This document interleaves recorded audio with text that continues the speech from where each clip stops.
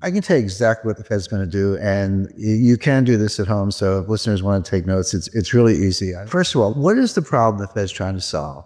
What is their solution? And then what are the exceptions to that so that we can have a complete predictive analytic model? The problem they're trying to solve is the following.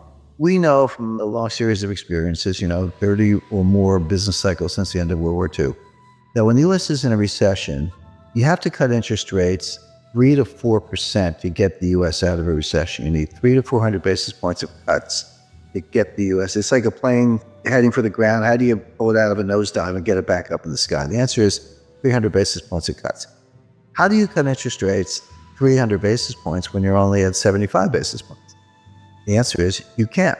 And forget about negative rates. The evidence is now pretty good that negative rates do not work. In other words, negative rates are not more of the same.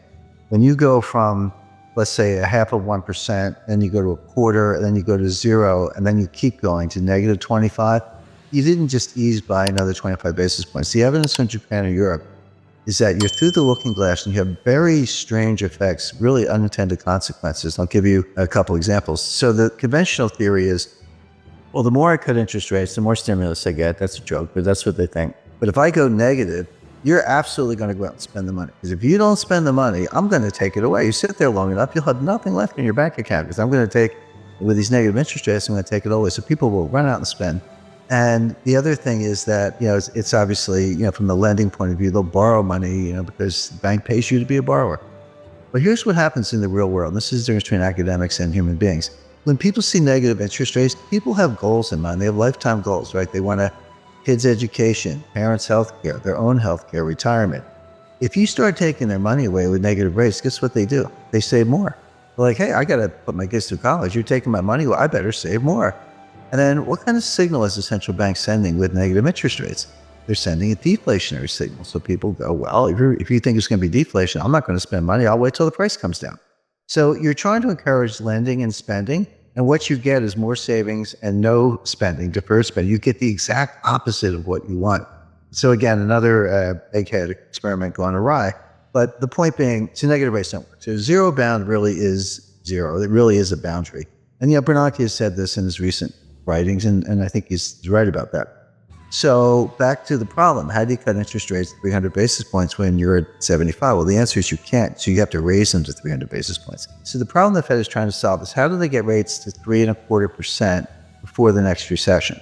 Now, I'm not saying the Fed sees a recession, and that's easy because the Fed never sees a recession. In 102 years, the Fed has never seen a recession, never forecast a recession. But they know their economic history. We are 8 years into an expansion. It feels punk. I mean, the growth is anemic, but labor force participation is low, productivity is dropping. There are a lot of bad things going on, but in fact, we are in the 8th year, actually coming up on, soon be entering the 9th year of an expansion, which began in June 2009. Right. Well, you have a hard time convincing most Americans that we're not still in a recession. Depressions are different than recessions. The technical definition of a recession is 2 consecutive quarters of declining GDP with rising unemployment, a couple other bells and whistles, little subjective factors, but that's basically it. So people, when you say depression, they're like, depression sounds worse than a recession. And if recession is 2 quarters of declining GDP, then a depression must be like 10 quarters of declining GDP because it's got to be worse. But that's not the definition. The definition of a depression, you can have growth in a depression, but it's below trend growth. In other words, if trend is 3.5, and you're actually banging out 1.5, 2, that gap between, let's say, 1.5 and 3.5% growth, that's depressed growth. It's an output gap. It compounds over time, and you never get it back. We are losing trillions of dollars of wealth. We are impoverishing future generations on a relative basis because of our inability to get back to trend growth. So the reason American people feel this and don't listen to the economists, and they're right, is because we're in a depression. So leaving that aside, the Fed at least understands the business cycle and the fact that the next recession, they say they don't die of old age, but they do die, and we're getting close to the next one. So they are in a desperate race to get rates up to 3.5% before the next recession hits so they can cut them to get out of the recession. The question is, can you raise rates enough to cure the next recession without causing the recession you're preparing to cure? That's the dilemma. That's the finesse. My answer is no, they're not going to be able to do it, but they think they can. Why are they in this box? Well, because Bernanke should have raised rates in 2010, 2011, in the early stages of the expansion, when the economy would have been much better able to bear it than it is now. Bernanke skipped the whole cycle. He skipped the whole rate increase cycle to pursue these wacky experiments in, QE and zero interest rate policy and all that. I spoke to Bernanke about this, and he used the word experiment. He said this was an experiment. Bernanke made his academic reputation by studying the Great Depression, in the wake of Friedman and Anna Schwartz and some others. But he was a great scholar of the Great Depression, and he got his chance to kind of try out his theories. But what he told me was, he said, 30 years from now, some new Ben Bernanke, some young scholar, will look back and tell us if we did a good job or not. We actually don't know right now. See, the Great Depression was really two technical recessions, 29 to 33, and then 1937, 38. But from 33 to 37, we had an expansion, but the whole thing was a depression because we never got out of it. The stock market recovered the 1929 high in 1954. It was a long time to get back to even. But Bernanke's mantra was, doing something is better than doing nothing. I completely disagree. It's better to do nothing if you don't know what you're doing. And this is really the monetary equivalent of the Hippocratic Oath. The doctors say, first rule of being a doctor is first do no harm. Anyway, bottom line is, by pursuing QE and zero interest rate policy, Bernanke failed to raise rates during the early stages of a cyclical expansion, which he should have done. If he had, the economy would have been just fine, and we'd be able to cut them today, but he didn't, so Janet Yellen now has to make up for lost time.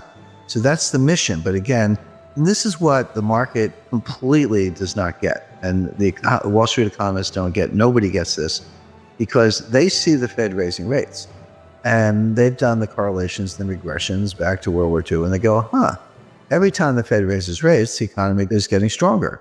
So if the Fed's raising rates, the economy must be getting stronger, so bid up stock prices, etc.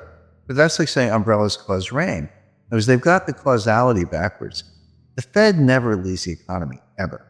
The Fed follows the economy. So a normal business cycle looks like this. So you get a little expansion going, and unemployment starts to go down, and industrial capacity utilization starts to go up, and inflation starts to go up, and the Fed's watching, and then it keeps going, and they go, it's getting a little hot, we better raise rates, and they raise rates, but of course they started too late. The expansion keeps going, inflation keeps going up, unemployment keeps going down. Then the economy starts to cool down, unemployment goes up, and then prices go down, capacity utilization drops, and we get into recession, we better cut. Then they cut, and then you hit the bottom, and then you come out of it again. So think of that as like a nice, pretty sine wave, right? That's a business expansion, business contraction over and over, 30 or so times since the end of World War II, with the Fed always following the economy, never leading the economy. So all the big brains on Wall Street, they've got all this data, and they say, well, every time the Fed raises rates, the economy is getting stronger. That has absolutely been true for like 30 times since the end of World War II. It is not true today. The reason it's not true today is because Bernanke skipped the cycle, and they're playing catch up. For the first time since 1937, the Fed is tightening into weakness. That is a key thing to bear in mind.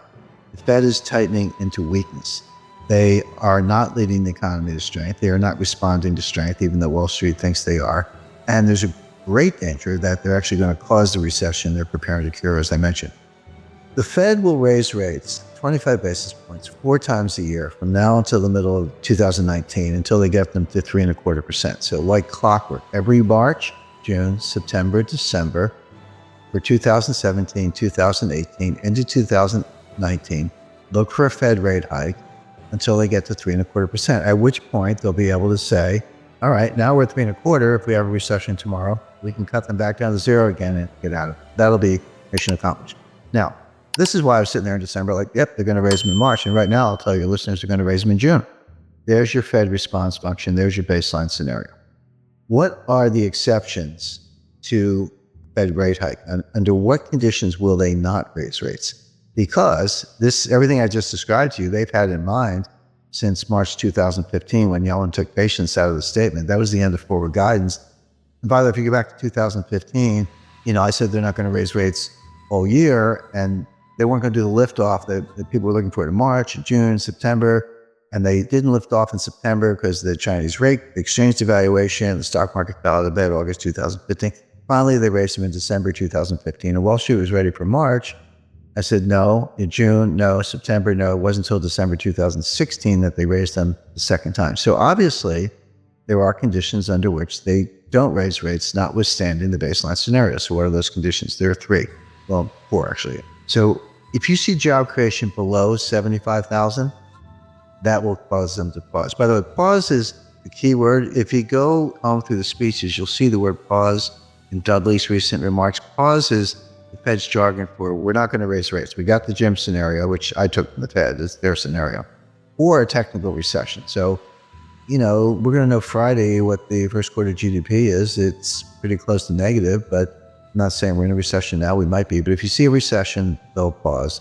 See job creation below 75,000, they'll pause. By the way, that's a very low bar.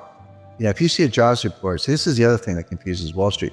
You see a jobs report with 100,000 jobs, so Wall Street goes, oh, that report's really weak. The Fed's going to think twice. No, 75,000 is the number. Yellen told us that. It was in one of her speeches. You just have to be a geek like me and read all the speeches.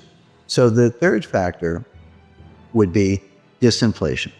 So the Fed has this 2% inflation target. They missed it for 6 years. They're finally getting close to hitting it. By the way, I think the listeners know they use the PCE core deflator year over year. There's PPI and CPI and core, a bunch of inflation indices, but we know what they use. PCE core deflator year over year. That actually has been getting close to 2%.